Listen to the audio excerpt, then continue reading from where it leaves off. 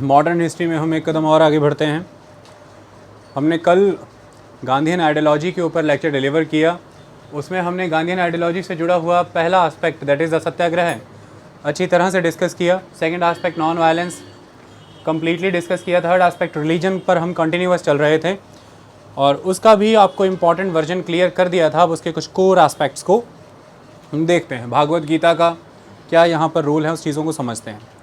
देखिए, आपको कल ये बात बता दी गई थी कि गांधी की आइडियोलॉजी के ऊपर बड़े लेवल पर इम्पैक्ट उन चीज़ों का भी पड़ता है जिन चीज़ों को गांधी पढ़ते रहे, सीखते, समझते और जानते रहे, जिनमें वो बड़े पले हुए, जिनमें उन्होंने जन्म लिया, जिस समाज को वो जानते थे। जैनिज़्म का, बुद्धिज़्म का प्रभाव अच्छा खासा था। उपनिषदों का प्रभाव, भागवत गीता का प्रभाव बहुत था। टॉलस्टॉय की लेखनियों का, टॉलस्टॉय होम भी स्थापित है अफ्रीका में, टॉलस्टॉय की लेखनियों का उनके ऊपर बहुत असर था, जिसमें सबसे इम्पॉर्टेंट टॉलस्टॉय की किताब जिसका नाम है the kingdom of God is with in you. This is very very important. ये क्वेश्चन भी आया हुआ है। जॉन रस्किन से वो बहुत प्रभावित थे और जॉन रस्किन की भी किताब बहुत इंपॉर्टेंट है, that is unto this last, जिसको गांधी ने पैराफ्रेज किया और उसे इस नाम से आगे बढ़ाया, सर्वोदय। सर्वोदय का मतलब यहाँ पर होता है द प्रोग्रेस फॉर ऑल। और अगर आप देखेंगे तो पंजाब में नहीं, पूरे भारत भर में आपको सर्वोदय विद्यालय मिलेंगे। इस तरह के आपको सर्वोदय इंस्टीट्यूशंस मिलेंगे, स्कूल्स मिलेंगे, कॉलेजेस मिलेंगे। उसका मतलब होता है कि सबका समूचा विकास, प्रोग्रेस फॉर द ऑल। तो गांधी पर इन चीज़ों का प्रभाव है और सीधे नज़र आता है कि वो उनमें झलकती हैं। अब यहाँ पर कुछ चीज़ों को समझना है। जब हम धर्म की चर्चा उनके कॉन्टेक्स्ट में करते हैं, रिलीजन की चर्चा, देखिए, जब गांधी के रिलीजियस एस्पेक्ट को समझना है तो उनके 3 मेन प्रिंसिपल्स को समझना जरूरी होगा। सबसे पहला प्रिंसिपल गांधी का क्या बताता है? द स्पिरिचुअल और religious element and God are at its core. देखिए, गॉड को बहुत स्ट्रांगली गांधी बिलीव करते थे। उनकी हर बात में आपको ईश्वर नज़र आएंगे, एवरीवेयर। हे राम शब्द भी उनके मुख से निकला था मृत्युशैया पर, और हे राम लिखा भी गया है दिल्ली में, वहाँ पर जहाँ पर उनका वो बनाया गया है। तो राम हैं, कृष्ण हैं, भगवान हैं, इन सारी चीज़ों का प्रभाव उन पे आपको दिखेगा और उनकी सेंटर में गॉड नज़र आते हैं। लेकिन यहाँ पर जब आप गांधी के रिलीजियस एस्पेक्ट को सुनते हैं, समझते हैं, तो गॉड को समझने की कोशिश करें कि वो गॉड किसे बता रहे हैं और वो कौन सा मेथड आपको फॉलो करने के लिए बोल रहे हैं। यहीं से उनका नॉन वायलेंस का कंसेप्ट भी जन्म लिया था। देखिए, सबसे इम्पॉर्टेंट एस्पेक्ट ये है कि गॉड को वो यहाँ पर बोलते हैं, जो उनका मेन एस्पेक्ट है, दैट गॉड इज़ ट्रुथ। अपने शुरुआती सालों में गांधी ने ये line the, God is truth.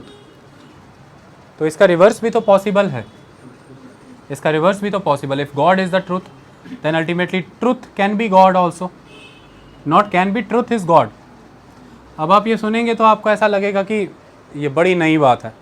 मैंने अभी बताया आपको कि उपनिषदों का उन पर प्रभाव था, बाइबल का भी प्रभाव था, हर चीज़ों का। उपनिषद माने वेदांत।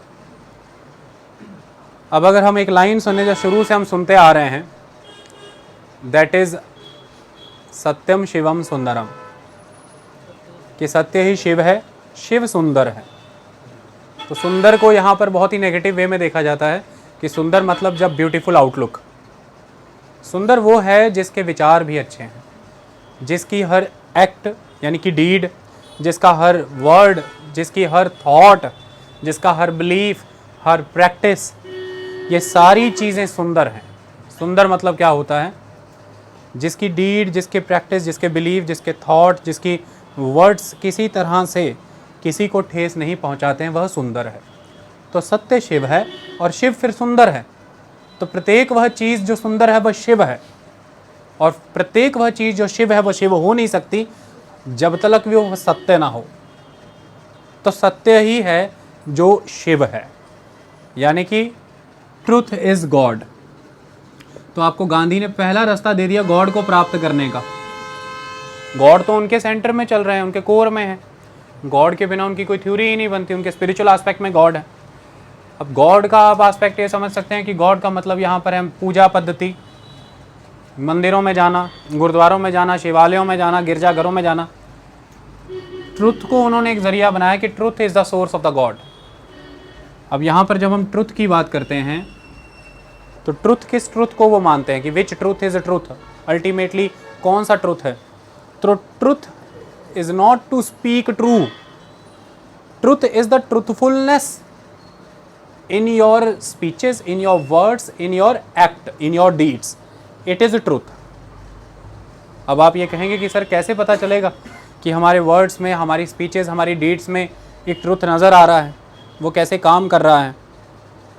इसके लिए भी गांधी ने रास्ता बताया है, समझाया है।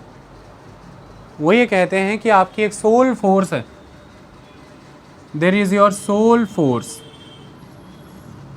इसी सोल फोर्स के दम पर आप अपने ऊपर होने वाले सारे डिस्क्रिमिनेशंस, ऑपरेशंस और एक्सप्लॉयटेशंस, इनको कन्फ्रंट कर सकते हैं विद योर सोल फोर्स।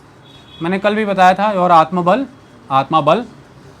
अब आप पूछेंगे सर इस फोर्स के कैरेक्टरिस्टिक्स कौन कौन से हैं, मतलब सोर्स फोर्स के कैरेक्टरिस्टिक कंपोनेंट्स कौन कौन से हैं? तो दो कंपोनेंट यहाँ पर गांधी बताते हैं जो सोल फोर्स के कंपोनेंट्स हैं। First is the trust, second one is the suffering. That suffering and trust is the characteristic, is the component of the soul force. If you are having this much of trust, this much of suffering, because you cannot take that suffering without having that much trust. आप में जब तक trust नहीं है, trust मतलब यहाँ पर trust का मतलब क्या है? किसी पर विश्वास करना। तो यहाँ पर किसी पर विश्वास करने को कहा नहीं जा रहा है, यहाँ पर विश्वास करने को कहा जा रहा है ईश्वर पर, क्योंकि ईश्वर को गांधी यहाँ पर क्या कह के पुकार रहे हैं?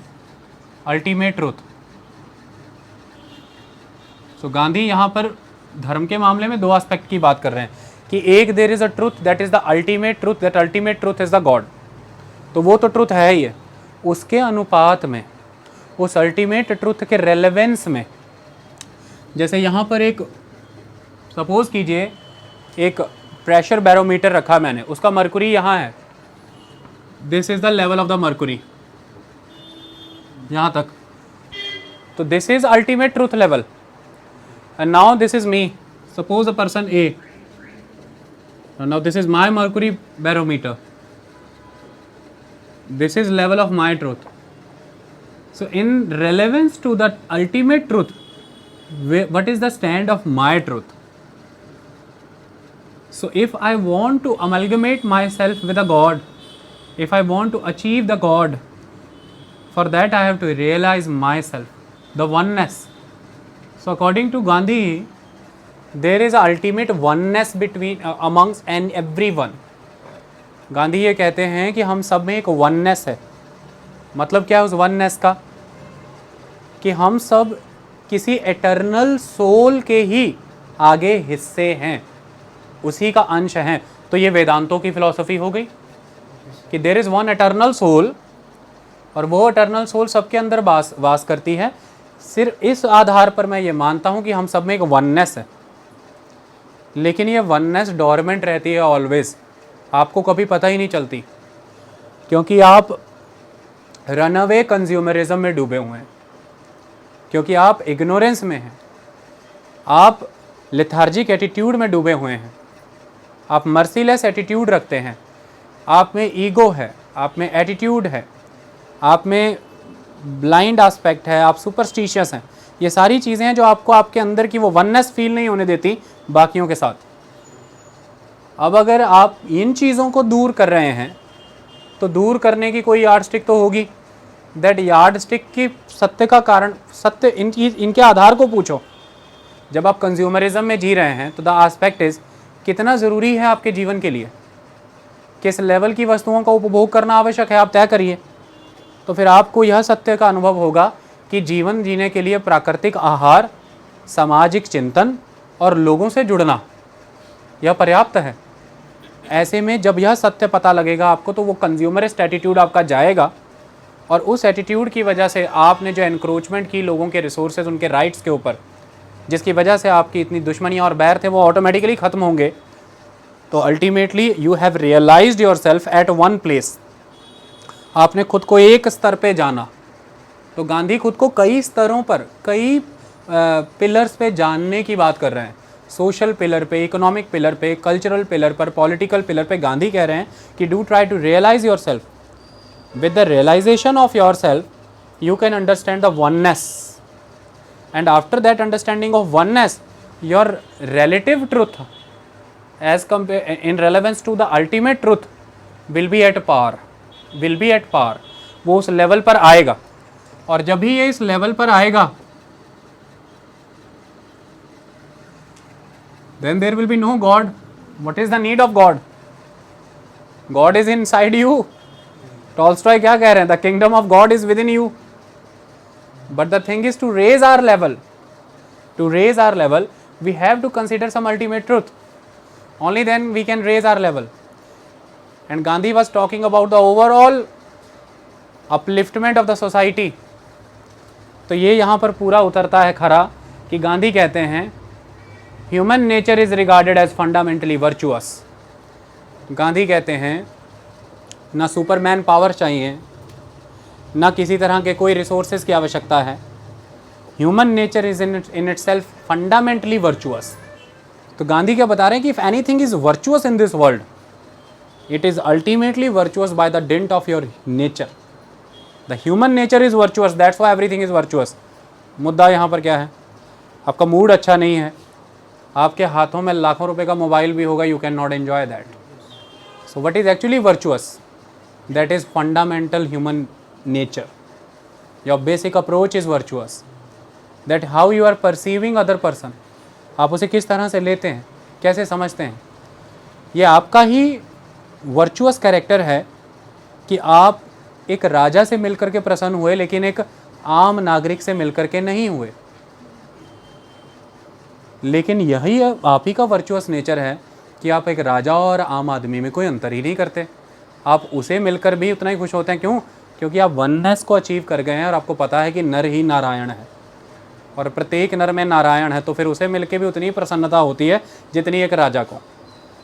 तो गांधी जब ब्रिटेन गए थे तो वो विंसेंट चर्चिल से भी उतनी खुशी से मिलते थे और चंपारण सत्याग्रह के समय वो किसानों से भी उतनी खुशी से मिले। तो उनके लिए एक प्रधानमंत्री और किसान के बीच का अंतर नहीं है।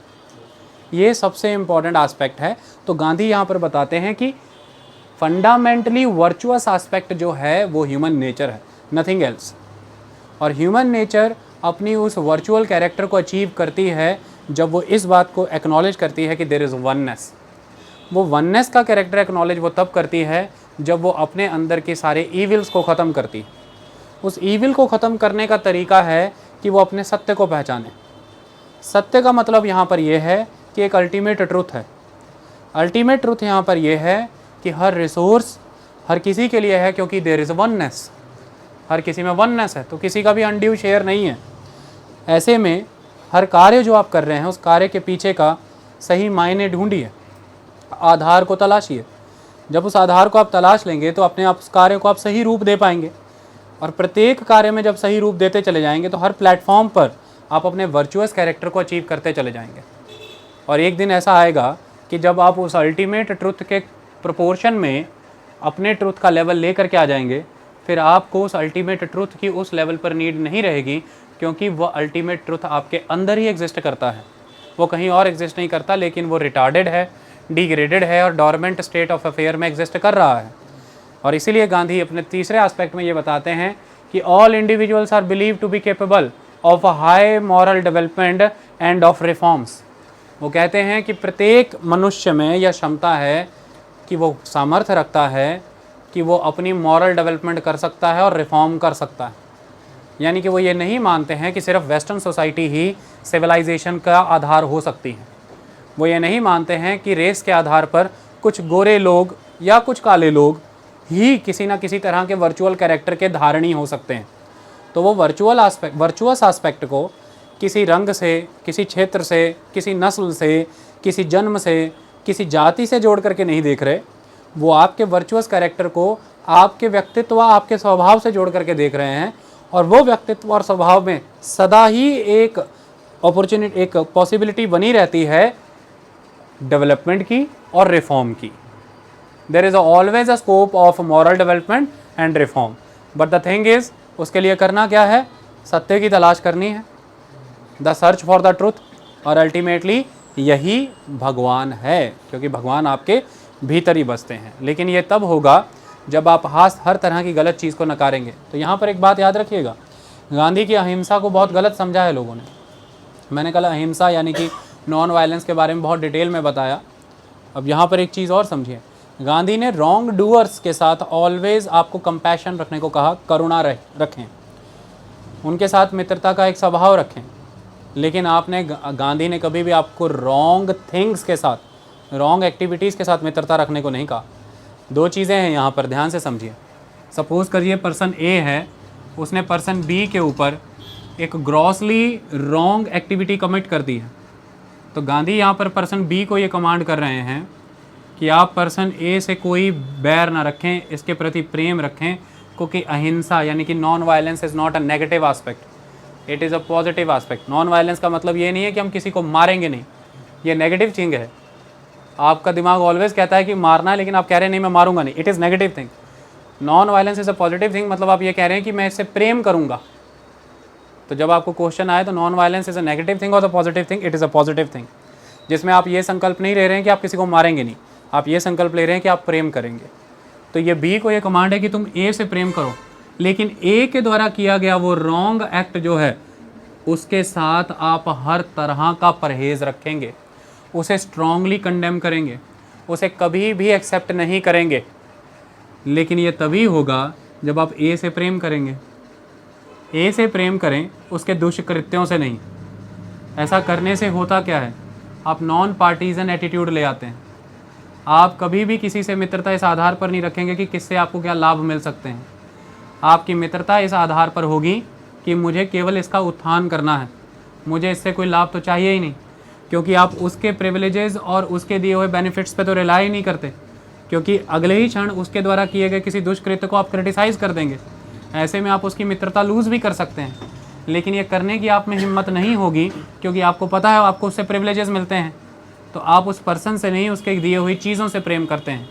तो गांधी यहाँ पर बताते हैं कि अगर किसी ने आपके साथ किसी तरह का कोई दुष्कृत्य किया है, उससे प्रेम करें, लेकिन उस दुष्कृत्य से सदा ही नफरत करें। सोसाइटी में ऑलवेज एक इनटॉलरेंस होनी चाहिए for the negative acts, for the evil practices. तो यहाँ पर एक बात याद रखिए, आपको ऐसा लगने लग सकता है कि गांधी ये कह रहे हैं कि जो गलत आदमी है वो आपके एक गाल पे थप्पड़ मार रहा है तो दूसरी पे भी खा लो। गांधी ये कह रहे हैं कि जो गलत है, जो आपकी एक गाल पे थप्पड़ मार रहा है, वो मानसिक रूप से यहाँ पर अभी परेशान है, उससे प्रेम करो, लेकिन उसके उस एक्ट से, जिस एक्ट की वजह से वो थप्पड़ मार रहा है, इसे फुली कंडेम करो, इसे डिस्कार्ड करो।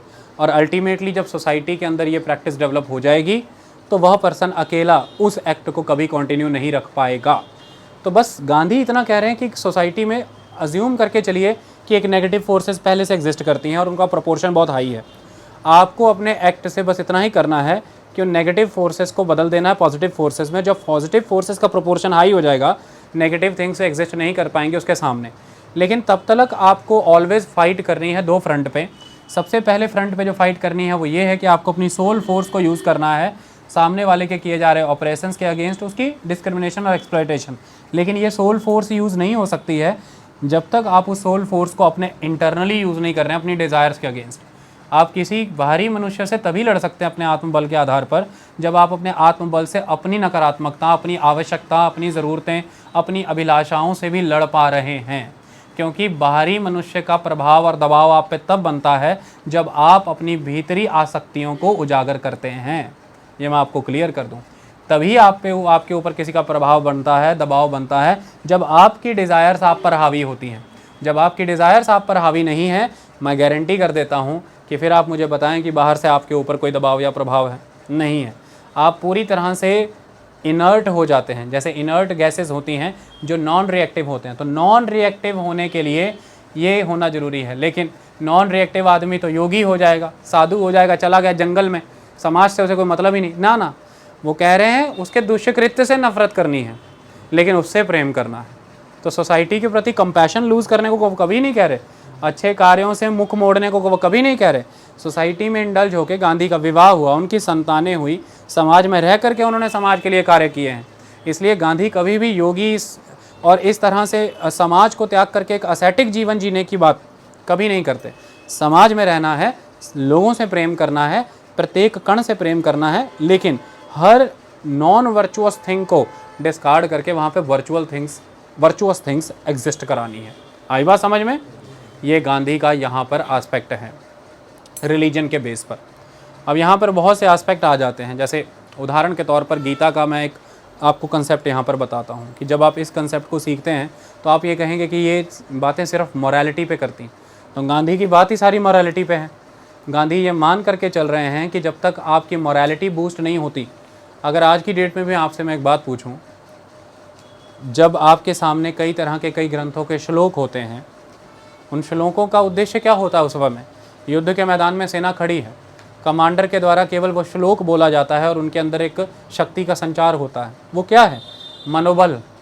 यह मनोबल ही तो है जो किसी को कम गुण होने पर भी पूर्णता प्रत्यक्ष कर देता है, यानी कि पूरी तरह से प्रेजेंट करता है किसी के सामने। और कई बहुत गुणी भी हैं लेकिन मनोबल की कमी है, उनका गुण बाहर नहीं आ पाता। तो मनोबल एक बहुत बड़ी चीज़ होती है, क्योंकि मनोबल अगर है तो शारीरिक बल भी निर्माण होता है और जो भी आपके अंदर विद्या ज्ञान है वो पूर्ण रूप से बाहर आती है। तो गांधी यहाँ पर ये कहते हैं कि मनोबल को जगाए रखने के लिए आपको क्या करना है, ध्यान से समझिए। देखिए, जब आपके सामने दो पाथ होते हैं, एक पाथ है जो राइटियसनेस की तरफ जाता है, और गांधी ये कहते हैं कि ऑलवेज राइटियस पाथ फॉलो करना है, क्योंकि righteous path he full of virtuous character है। अगर वर्चुअस कैरेक्टर डेवलप करना है तो राइटियस पाथ फॉलो करें। और दूसरा पाथ ये है जो आपकी डिज़ायर का पाथ है। जैसे उदाहरण के तौर पर कृष्ण और अर्जुन संवाद, महाभारत के भीष्म पर्व के अंदर जाकर के गीता के सारे संवाद आते हैं। अब वहाँ पर क्या आता है? वहाँ पर जब अर्जुन के सामने उसे के परिवारजन सामने खड़े हैं, जिसमें उदाहरण के तौर पर उनके दादाजी सामने खड़े हैं, यानी कि देवव्रत, यानी कि बाद के भीष्म पितामह। अब पितामह सामने खड़े हैं, उन पर वह बाण नहीं चला सकते, उन्हें वह कुछ आघात नहीं पहुंचा सकते। तो अर्जुन के सामने यहाँ पर दो पाथ हैं। पहला पाथ यहाँ पर अर्जुन के सामने ये खड़ा है कि वो एक राइटियस पाथ फॉलो करे, और राइटियसनेस का मतलब भारतीय सभ्यता में धर्म है। जब आप राइटियसनेस का रियल मीनिंग ढूंढेंगे तो आपको ये नज़र आएगा धर्म का मार्ग। तो देखिए, धर्म शब्द भारतीय सभ्यता में बहुत अलग है as compare to western world. Western world में जो वर्ड रिलीजन यूज़ होता है, भारतीय सभ्यता में वो वर्ड एग्जिस्ट नहीं करता। एंड धर्म is not at all a religion. धर्म रिलीजन नहीं होता, धर्म धारण करना होता है कि आप किन मूल्य, किन उद्देश्यों को और कैसे जीवन को धारण कर रहे हैं। इसलिए Hindu culture is a very very unique culture. ये किसी एक पर्टिकुलर डॉक्ट्रिन से, किसी एक पर्टिकुलर इंस्टीट्यूशन से, इसका कोई एक पर्टिकुलर टीचर या कोई पर्टिकुलर हायरार्की आपको कहीं नहीं मिलेगी। इसका कोई ग्रंथ नहीं है जो सैंक्शनड ग्रंथ है। अगर आप सिखिज़म में आए तो गुरु ग्रंथ साहब सैंक्शनड ग्रंथ हैं। अगर आप क्रिश्चियनिटी में जाएँ, बाइबल हैं। अगर आप ज्यूइश रिलीजन में जाएँ तो तुर्रा है। अगर आप इस्लाम में आ जाएँ तो कुरान है। लेकिन हिंदुइज़म में ऐसा कोई सैंक्शनड ऑथोराइज्ड ग्रंथ नहीं है। रामायण आपकी चॉइस है, पढ़ना पढ़िए। महाभारत आपकी चॉइस है, बहुत से हिंदू नहीं पढ़ते हैं। गीता के भी उपदेश आपकी मर्जी है, यू कैन यूटिलाइज एनी पद्धति। तो ना तो इसका कोई इंस्टीट्यूशन है, ना कोई इसका सुप्रीम टीचर है, जैसे क्रिश्चियनिटी में पॉप होते हैं, इसमें ऐसा कुछ भी नज़र नहीं आएगा। ये सारी चीज़ें इसमें नहीं हैं, बिकॉज ये धारण करना है। लोग यहाँ पर आते गए, यहाँ की जीवन शैलियों को, यहाँ की मान्यताओं को, परंपराओं को, सभ्यता को धारण करते गए, तो ये धर्म बनता चला गया। धर्म बहुत प्रगाढ़ है, बड़ा लूज है। इसलिए ये धर्म आपको इतनी अनुमति दे देता है कि आप गणेश के ही कितने कार्टून देख लेते हैं। लेकिन मैं आपको दावा करता हूँ, किसी और धर्म पे कोई कार्टून बना करके बताइए, मूवी तक बनाना अलाउ नहीं है। लेकिन आज आप टेलीविज़न चैनल खोलिए, आपको एक अकेले कृष्ण के ऊपर, गणेश के ऊपर इतने अथाह कार्टून दिख जाएंगे कि आप हैरान हो जाएंगे। और कार्टून को छोड़िए, जीवंत कैरेक्टर गणेश को एक से एक फ़नी रोल में दिखाया जाता है। ओ माई फ्रेंड गणेशा, तू रहना ज़्यादा हमेशा। मुद्दे की बात यह है कि गणेश के ऊपर शंकराचार्य ने गणेश पुराण लिखा है। ये कितनी बड़ी बात है। उनके ऊपर भी शिव पुराण है, अगर विष्णु पुराण है तो गणेश पुराण भी है। और गणेश एक इम्पॉर्टेंट कल्ट है भारतीय कल्चर का। लेकिन फिर भी आप क्योंकि धर्म को, हिंदू जो धर्म है उसको भय नहीं है कि वो मलिन या ख़त्म हो जाएगा, क्योंकि वो तो धारण किया हुआ है लोगों के द्वारा। जिस वर्जन में वो कंपैटिबल है, जिस वर्जन में कंफर्टेबल है, उस वर्जन में धारण कर लो। यही कारण है वो इतना फैला। बुद्धिज़्म आया, ख़त्म हुआ, जैनिज़्म आया, ख़त्म हुआ, लेकिन इतना कुछ आने के बाद 80% के अराउंड हिंदुइज़्म बना ही हुआ है। वाई? धारण करते जा रहे हैं लोग, जिस वर्जन में उन्हें जैसा पसंद है वैसा करते जा रहे हैं। अब ऐसे में यहाँ पर आपके ऊपर ये आ जाता है कि एक तो राइटियस पाथ है, धर्म का मार्ग है। दूसरा मार्ग है आपकी इच्छाओं का, आपकी डिज़ायर्स का। आपको ऐसा लगता है कि पितामह आपके संबंध में है और इसकी वजह से आप उन पर शस्त्र नहीं उठा सकते। अब यहाँ पर कृष्ण उन्हें सबक सिखा रहे हैं, और यह अपने आप में संपूर्ण सबक है अहिंसा का। इसमें कहीं कोई हिंसा नहीं है। हिंसा किसे कहते हैं? 2 मिनट के लिए अगर हम सोचें तो वायलेंस किसे कहते हैं? किसी भी तरह की नकारात्मकता को स्वीकार करना जिसकी वजह से उस सृष्टि में समाहित और आपके हृदय में समाहित सकारात्मकता की मृत्यु हो रही है, यह हिंसा है। When you are accepting any kind of negativity by the dint of your cowardice attitude and you are perceiving that it is a wrong aspect, you are simply addressing and acknowledging it because you are having some kind of other indulgences in the form of relation, affection, love or be it anything, then it is a हिंसा। Because आप विचारों का अंत कर रहे हैं, आप सकारात्मकता को नकारात्मकता के सामने मार रहे हैं। आपको क्या लगता है कि हिंसा सिर्फ तब शुरू हुई जब लिविंग बॉडीज एग्जिस्टेंस में आई? लाइफ बहुत बाद में आई इस प्लेनेट पे। इसके पहले बड़े पैमाने पर बहुत सा कुछ एग्जिस्ट करता था। हिंसा काल खंड से ही शुरू हुई है, जब से काल चक्र घुमा है तब से हिंसा की शुरुआत है और हिंसा चलती रहेगी। यहाँ पर अर्जुन अगर अपने पथ से भ्रमित होता है, जो राइटियस पाथ है जो उसने चुना है, कितने लोगों ने अर्जुन के लिए वहाँ पर रणभूमि में अपनी जान गंवा दी। अब अगर अर्जुन उनके जीवन को पूर्ण रूप से व्यथा जाने देता है सिर्फ यह देख करके कि सामने जो खड़ा मेरा पितामह है, यह अर्जुन की हिंसा है उनके प्रति जिन्होंने अपना जीवन बलिदान दे दिया, क्योंकि दिस इज़ अल्टीमेटली सेल्फिशनेस और यहीं से हिंसा का जन्म होता है। तो यहाँ पर कृष्ण उन्हें अहिंसा का पाठ सिखा रहे हैं और वह यह कह रहे हैं कि वह जो सामने खड़े हैं वह अधर्म पर खड़े हैं। अब तुम यह बताओ कि तुम एक योद्धा की भांति उन्हें देखते हो या उनके एक परपौत्र की भांति उन्हें देख रहे हो? तुम किस तरह से देखते हो उन्हें? अगर तुम इस रिश्ते के माध्यम से देखते हो तो फिर तुम तो हिंसक हो, फिर मुझे तुम्हारा वध करना होगा, मुझे तुम्हारा अंत करना होगा, क्योंकि जिस रथ पे तुम विराजमान हो इस पे तुम हो ही नहीं सकते। इसकी स्वयं की ध्वजा के ऊपर हनुमान बैठे हुए हैं, तो तुम तो इसमें हो ही नहीं सकते। भगवान तुम्हारे साथ चल रहे हैं सीधे सीधे, हम तुम्हारे सारथी हैं। लेकिन अगर तुम एक योद्धा की भांति देख रहे हो जिसका काम है नेगेटिव्स को ख़त्म करके सत्य की स्थापना करना, यानी कि संहार करना, तो देखिए हत्या में और संहार में, हत्या में और वध में बड़ा फ़र्क है। जब आप इन शब्दों को साइमल्टेनियसली सिनोनिमसली यूज़ कर लेते हैं तो प्रॉब्लम है। हत्यारा शब्द बहुत रेयर यूज़ होगा जब आप इन ग्रंथों को पढ़ेंगे, वध शब्द का इस्तेमाल होगा। हिरण्यकश्यप का वध किया गया था नरसिंह अवतार के द्वारा, उसका संहार कर दिया गया। संहार, हत्या नहीं की गई, वह हत्यारा नहीं था, ये बात आप याद रखिएगा। मतलब यहाँ पर यह है कि अगर वो राइटियस पाथ पर खड़ा होकर के पितामह को देखता है तो पितामह उसे ये कंसिडर होते हैं कि पितामह अधर्म पर खड़े हैं और उस अधर्म की वजह से करोड़ों करोड़ों लोग मारे जाएंगे, हिंसा होगी और अल्टीमेटली मुझे उस हिंसा को रोकने के लिए यह अहिंसा का मार्ग अपनाना है, जो मार्ग ये कहता है कि do discard your cowardice attitude which is ultimately submerged under your personal thoughts, beliefs, practices and relations. This is cowardiceness. आप क्यों नहीं मार पा रहे उन्हें? Because you have that relationship. बाकियों को तो आपने 1 मिनट में मार दिया, अब आप उनके मामले में कॉवर्डिस हैं। ये कॉवर्डिसनेस जो है अल्टीमेटली इसको त्यागना अहिंसा है। तो गांधी ये कह रहे हैं कि अहिंसा स्ट्रॉन्गेस्ट पर्सन का वेपन है, वीक का नहीं। अहिंसा ब्रेव का वेपन है, कॉवर्ड का नहीं। इसलिए गांधी ये कहते पाए गए हैं एक समय में कि अगर आपके सामने 2 चुनाव आ जाएं कि कॉवर्डिसनेस को अपनाना है, ध्यान से अब मैं इंटरप्रेट करने जा रहा हूँ, हालांकि बुक में लिखा है कि गांधी कंफ्यूज करते हैं, ये बुक में लिखा है, बिपिन चंद्र में लिखा है कि गांधी कंफ्यूज करते हैं, कभी वो कहते हैं अहिंसा और कभी वो ऐसी लाइनें बोलते हैं। मैं बताता हूँ गांधी क्या कह रहे हैं। वो कह रहे हैं अगर 2 चीज़ों का चुनाव आ जाए कि कॉवर्डिस और वायलेंस, तो मेरा प्रेफरेंस ये है कि अपने ऑनर, अपनी डिग्निटी के लिए अगर इन दोनों में से कोई एक मार्ग का चुनाव करना पड़ जाए, अगर इस परिस्थिति में हो तो फिर वायलेंस का चुनाव करना, फिर शस्त्र उठाना, लेकिन डिसऑनर मत होना किसी के हाथों। ये गांधी ने मजबूर होकर के कहा। जानते हो क्यों? क्योंकि अभी भी समाज ये कॉवर्डिस को छोड़ नहीं पाया था। यानी कि अभी भी समाज को गांधी ये कह रहे हैं कि still you need to resort the path of a violence because you are not good enough to adept the path of the non violence, जिसकी वजह से कॉवर्डिस तो एंड हो जाना चाहिए था। लेकिन अभी तक भी तुम्हारा कॉवर्डिस अगर एंड नहीं हुआ है तो वायलेंस करो कि तुम्हें यह रिकॉग्नाइज होता रहे कि तुम कितने कॉवर्ड हो। आई बात समझ में?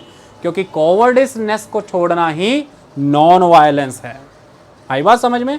इस कॉन्टेक्स्ट में गांधी ये कह करके जा रहे हैं कि अगर आपको फिर अपनी आत्मसम्मान की रक्षा की खातिर शस्त्र उठाने की आवश्यकता पड़े तो फिर कॉवर्डिस होने से बेटर तो शस्त्र उठाना, क्योंकि आत्मसम्मान पर आघात पहुंचा ही इसलिए है क्योंकि अभी भी तुम्हारे अंदर वो इविल एग्जिस्ट कर रहे हैं जिन्हें मार करके खुद की रियलाइजेशन होनी थी, सत्य की प्राप्ति होनी थी, ईश्वर विद्यमान होना था, लेकिन तुम अपने कॉवर्डिस बिहेवियर की तरफ की वजह से वो कर नहीं पाए।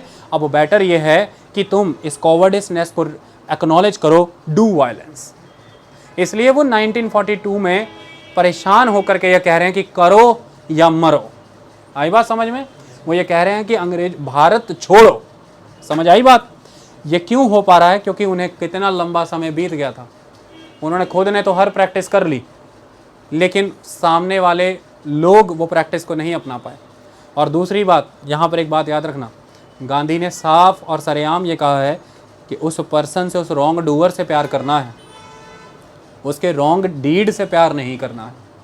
आई बात समझ में? रॉन्ग डीड से कभी भी प्यार नहीं करना। But if you are not strong enough to counter that wrong deed with your soul force बताई थी ना उन्होंने। If you are not good enough to counter that wrong deed with the soul force, then do recognize your weaknesses and for the time being do counter that oppressive forces with the armed force. So it is a journey. What is the religion of Gandhi? Which is a non-violence virtue of the Gandhis? It is a journey from the armed force to the soul force. It is a journey to inflict damage to other towards the suffering of ourselves. किसी को नुकसान पहुंचाने से बेहतर खुद की suffering है। It is the journey from the exploitation of other people towards the penance of ourselves. खुद को penance में लेकर के आना है। It is the journey to compel other people to realize yourself. उसे compel करने की बजाय खुद को realize करो। It is the journey from the simplicity to the complexity. What is simplicity? Simply चीज़ अच्छी लगी, कड़प, कुछ नहीं सोचना, कुछ विचार नहीं करना कि नियम क्या कहते हैं, सोच क्या कहती, समाज क्या कहता है, प्रकृति का नियम, सिद्धांत क्या कहता है, नहीं, चीज़ पसंद आई, चल कड़प। वो कह रहे हैं it is a journey from simplicity to the complexity. Do recognise the complex attitude, जैसे तंत्र विद्या कहते हैं। Do understand your tantra, your kundalinis, only then you can realise the power of the truth, the power of the God. तो गांधी का system बहुत unique है। वो किसी चीज़ में आपको ये नहीं कह रहे हैं कि किसी को किसी भी तरह से कंपेल करें। वो परसुएशन में बिलीव करते हैं, कंपल्शन नहीं, परसुएशन। वो फोर्स करने में बिलीव नहीं करते हैं। वो ये कहते हैं कि खुद को कन्फाइन करो, कहाँ पर? अपने अंदर। और किस सेंस में? डिज़ायर्स में। और खुद को ओपन करो, किस सेंस में? कंपैशन में। Only that person can open itself, that person is capable enough to confine itself in context of the desires. Only that person can open itself in context of the compassion. करुणा किस में होगी? जिसमें स्वयं की इच्छाओं को ख़त्म करने का दम होगा। अन्यथा करुणा का जन्म मुझे बताओ। कर्ण के अंदर करुणा थी, तब उसने इंद्र को अपने कवच और कुंडल दिए। यदि उसमें खुद की डिज़ायर्स होती कि यह मेरी रक्षा कवच है, मैं दे ही नहीं सकता किसी को, मुझे तो युद्ध जीतना है, मैं गारंटी करता हूँ कि वो कभी अपने कवच कुंडल किसी को दे नहीं सकता था। लेकिन उसने यह दिया, क्यों? क्योंकि उसके लिए खुद की सेल्फ डिज़ायर से ज़्यादा बड़ी बात यह थी कि वह दे क्या सकता है किसी मुनि के मांगने पर। यह इंपॉर्टेंट चीज़ है, इसलिए दानवीर कहा जाता है। कंपैशनेट आप ऐसे ही नहीं हो जाते। If you are having compassion for the society, only then you can sacrifice all your beloved sons, all your beloved family, for the sake of the community, sake of the nation and the sake of the nature, प्रकृति। If you are having desires for yourself, नाखून नहीं cut सकता आपका शरीर से। तो compassion उसमें आता है जिसमें डिज़ायर नहीं है। तो गांधी कह रहे हैं डिज़ायर्स को कन्फाइन करो और कंपैशन को ओपन करो। तो वो सोसाइटी से दूर जाने की बात कभी नहीं कह रहे, वो सोसाइटी से और रिलेटिवली रेलिवेंट सेंस में जुड़ने की बात कर रहे हैं कि do indulge into the society in a more relevant sense, in a more relevant manner, otherwise there is no utility of your presence. तो फिर क्वेश्चन करो खुद को कि हो कौन। Realise yourself, then you will be of ultimate utility for the society. If you have no utility then you are good for nothing.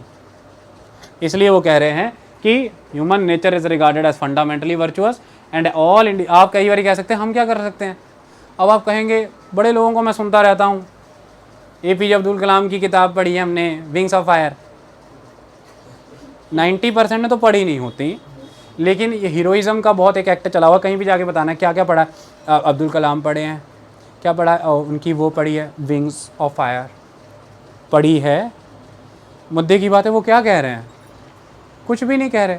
जो गांधी ने कहा वो वही कह रहे हैं कि आप में सारा सामर्थ्य है। It is crime to think small, छोटा सोचना एक अपराध है, बड़ा सोचो, आप में सामर्थ्य है, पंख है, उड़ सकते हो, उड़ के दिखाओ। तो गांधी क्या कह रहे हैं। कोई लोग कहते हैं सर हमसे ना होगा जी, हमसे ये नहीं होगा कुछ भी लाइफ में, IAS की बात, हमसे ना होगा। 2 मिनट के लिए विचार करो, तुझसे नहीं होगा मतलब यू आर एक्नॉलेजिंग कि ये किसी से होगा। तुझसे नहीं होगा पर किसी से होगा, काम तो होगा ही होगा। अब 2 मिनट के लिए अगर विचार कर लें तो विचार इस बात पर करो कि हमसे ना होगा, ये तो तुमने एक्नॉलेज कर लिया। थोड़ा ये भी एक्नॉलेज कर लो कि तुमसे क्यों ना होगा। जब तुम इसे भी सोच लोगे तो तुमसे फिर नहीं होगा। मान लो मैं सुबह 9 बजे लेक्चर तैयार करने बैठा हूँ, मंडे को लेक्चर ऐसा घातक, इतने सब्जेक्ट पढ़ाने पड़ते हैं यार, physics, chemistry, bio, history, geography, 36 subject, lecture बड़ा घातक। 3 बज गए, क्लास आने का समय है, नहीं हुआ मुझसे। तो पहले तो ये एक्नॉलेज हुआ कि हमसे नहीं हुआ। लेकिन अब मुद्दे की बात यह है, अगर मैं ये डिसाइड कर लूँ कि ये लेक्चर बेस्ट कैपेसिटी में डिलीवर होगा ट्यूसडे 3 बजे, और उस मंडे के 3 बजे से मैं अब ट्यूसडे 3 बजे तक जीवन मृत्यु का खेल हो जाएगा वो लेक्चर तैयार करना, और वो हो के रहेगा। क्योंकि जब आपके सामने यह परिस्थिति आती है कि हमसे ना होगा, साथ में यह भी तो आता है कि क्यों ना होगा कि जल्दबाजी है दिमाग में कि 3 बजे लेक्चर है, दिमाग में गलतफहमियाँ हैं कि ये टॉपिक मेरी समर्थ से बाहर है, मैं नहीं। अरे उसको 36 जगह से पढ़ लो, जितना सिंपल करना है कर लो, उसके बाद तुम्हें नहीं समझ आएगा तो क्यों नहीं आएगा। इसलिए हमारे हर लेक्चर में एक सिंप्लिसिटी होती है। बायोलॉजी उसको समझ आती है जिसने बायोलॉजी का कभी बी नहीं पढ़ा था, हिस्ट्री का स्टूडेंट। इकोनॉमिक्स उसे समझ आ रही है जिसने इकोनॉमिक्स का कभी ई नहीं सुना था, और हिस्ट्री पढ़ा दी NIT के BTech वालों को, और उनका ऑप्शनल बना रखा है। ये बायोटेक्नोलॉजी के स्टूडेंट नहीं है, हिस्ट्री और पॉलिटी पढ़ रही हैं, सोच लीजिए। और जब ये आई थी तो इनको यही था हिस्ट्री तो आई एम लाइक, अब आप खुद सोच लीजिए, ये कह रही है हिस्ट्री तो आई एम लाइक। तो this is the change, this is the transformation. Why it is because you are addressing कि आपसे नहीं होगा, साइमल्टेनियसली यू आर एड्रेसिंग कि वाई नॉट, ये क्यों नहीं होगा, तो फिर you can do that. And that is what Gandhi is talking about कि all individuals are believe to be capable of high moral development and of reform. इसलिए गांधी आज की डेट में, आज के लोकतंत्र के लिए बहुत उपयोगी हैं। और आपको ये क्वेश्चन GS1 और GS4 में आ सकता है कि गांधी की आज क्या यूटिलिटी है। गांधी की अगर आज यूटिलिटी ना होती ना, तो गांधी का मेथड फॉलो करके मार्टिन लूथर किंग ने अमेरिका में रेवोल्यूशन ना किया होता। गांधी की यूटिलिटी ना होती ना, तो नेल्सन मंडेला ने अफ्रीका में अपार्थाइड ना ख़त्म किया होता। गांधी की यूटिलिटी ना होती तो म्यांमार में आंग सांग सूकी ने ऑटोक्रेटिक मिलिट्री गवर्नमेंट को की धज्जियाँ ना उड़ाई होती और नोबेल पीस प्राइज़ इन्हें ना मिले होते। मुद्दे की बात है कि गांधी का मॉडल ना कभी रिडंडेंट हुआ था ना कभी होगा, और विश्व भर में प्रमाणित है, हर जगह पर अगर उत्पीड़न हुआ है तो वो मॉडल यूटिलाइज हुआ है। ये आपके ऊपर है कि आप उसे आज समझ कितना रहे हैं। गांधी की डेमोक्रेसी की डेफिनेशन सबसे यूनिक है, जिसमें वो ये कहते हैं कि प्रत्येक नागरिक को समान अधिकार है अपनी पूर्ण विकास करने का। यह है लोकतंत्र। अगर किसी लोकतंत्र में किसी भी नागरिक को उसके पूर्ण विकास का अधिकार नहीं मिल रहा, मैं उसे लोकतंत्र नहीं मानता। So democracy is not for the people, by the people, we the people, ये the people. Democracy is what the people are. लोग है क्या, लोगों में है क्या, उनमें सामर्थ्य कितना है। और अगर प्रत्येक नागरिक अपने सामर्थ्य का विकास करने का दम रखता है उस तंत्र के अंदर, वह लोकतंत्र है। अदरवाइज वह लोकतंत्र नहीं है। और ऐसे में जब प्रत्येक मनुष्य को अपने सामर्थ्य का विकास करने का मौका, अवसर दे दिया जाएगा, आपको लगता है ये अवसर बिना अहिंसा के दिया जा सकता है? क्योंकि बात बात पर तो हिंसा जागृत होती है। आपने गाड़ी ले ली, उसने अगले दिन आपसे बड़ी ले ली, 1 मिनट में हिंसा जागी दिमाग के अंदर, और इतने आंदोलन हो उठे कि साथ वाले को कह दिया ले ली तो ले ली, सब 2 नंबरी पैसा है इसका। ये क्या थी? ये हिंसा थी, ये हिंसा है, इसको समझो। नहीं समझोगे तो समस्या है। लेकिन अहिंसा क्या है? जब उसने गाड़ी ले ली तो पहले तो आप अपनी गाड़ी पे बहुत ज़्यादा उन्मादित नहीं, और जब उसने ले ली तो आप ज़्यादा विचलित नहीं है, क्योंकि वह एक वाहन है और उसका उपयोग यह है कि आपको वो एक सुविधा देता है। That's it, simple. ईर्ष्या तब उत्पन्न करो जब ये दिखे कि हमारे में जो सामर्थ्य है हम उस सामर्थ्य को फुली सेटिस्फाई नहीं कर रहे, यानी कि हम इतना पढ़, इतना कार्य, इतनी लगन से आगे बढ़ सकते हैं लेकिन हम नहीं कर रहे, तो स्वयं से ईर्ष्या रखो। यह बड़ी बात है, ताकि अपने पोटेंशियल को फुली यूटिलाइज करो। तो इसलिए गांधी ये कहते हैं कि हर पर्सन को अपॉर्चुनिटी मिलना जिसकी वजह से उसका फुल पोटेंशियल रियलाइज हो सके और उसकी वजह से उसका पूरा डेवलपमेंट हो, then that society is a democratic society. और ऐसी सोसाइटी में ऑटोक्रेसी की कोई जगह नहीं है। Autocracy by the people to the people, autocracy by the government to the people. लोग पे ऑटोक्रेसी ना करें, सरकारें भी लोगों पर ऑटोक्रेसी ना करें। ये बात समझ में आई? ये था गांधी का रिलीजन का कंसेप्ट सारा का सारा जो हमने आपको समझाया। अब हम बात करते हैं गांधी कंसेप्ट हिंद स्वराज के ऊपर। देखिए एक बात याद रखिए, गांधी के विचारों को जानना है अगर, तो मार्केट में अवेलेबल है, जाइए हिंद स्वराज खरीदिए, पढ़िए। गांधी के लिखे हुए कई लेखों का संकलन है। 1909-1910 में हिंद स्वराज रिलीज़ हुई, पब्लिश हुई। इमीडिएटली अंग्रेजी सरकार ने इसके ऊपर रोक लगा दी। और मैंने आपको बताया था कि 1919 में जब रॉलेट एक्ट आया, तो रॉलेट एक्ट के दौरान गांधी ने उस रॉलेट एक्ट प्रोटेस्ट को और इंटेंस करने के लिए ये लोगों का आह्वान दिया था कि जितना भी बैन मटेरियल है, जितने भी बैंड लिटरेचर या न्यूज़पेपर्स हैं, उनको पब्लिश करिए, लोगों में लेकर के आइए। तो इस दौरान 1919 के रॉलेट एक्ट के दौरान हिंद स्वराज खुल करके बिकी और लोगों के पास आई। तो हिंद स्वराज में गांधी की अप्रोच और सोच दिखती। ये क्या बताता है, हिंद स्वराज क्या बताता है? हिंद स्वराज में गांधी बहुत यूनिक बातें करके गए। एक तो गांधी को लेकर के बड़ी बौखलाहट है लोगों में, मतलब गलत फहमियाँ। गांधी मशीन के खिलाफ थे, गांधी इंडस्ट्री के खिलाफ थे, गांधी मॉडर्नाइजेशन के खिलाफ थे, गांधी इंग्लिश के खिलाफ थे, गांधी विदेशी कल्चर के खिलाफ थे, वेस्टर्न कल्चर के खिलाफ थे। ये सब रेडिकुलस चीज़ें हैं। गांधी में स्ट्रांगली एम्बेडेड था western culture, western science, western technology, everything western, but Gandhi was highly rooted in the ancient India. वो हाईली रूटेड थे एंशिएंट इंडिया में। तो गांधी यहाँ पर क्या कहते हैं, गांधी का धर्म बड़ा अनोखा। गांधी ये कहते हैं कि सभी धर्म मेरी कुटिया में आएं और जाएं।